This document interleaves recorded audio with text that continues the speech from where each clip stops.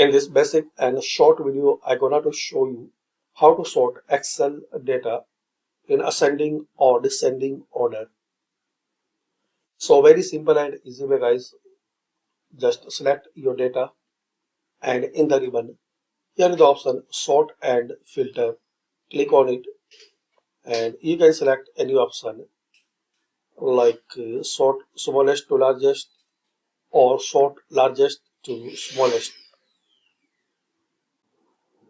So select as your requirement.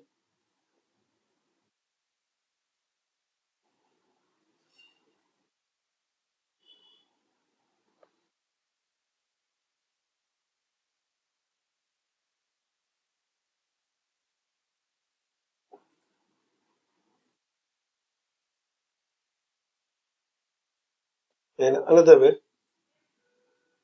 select it and right click and here the same option.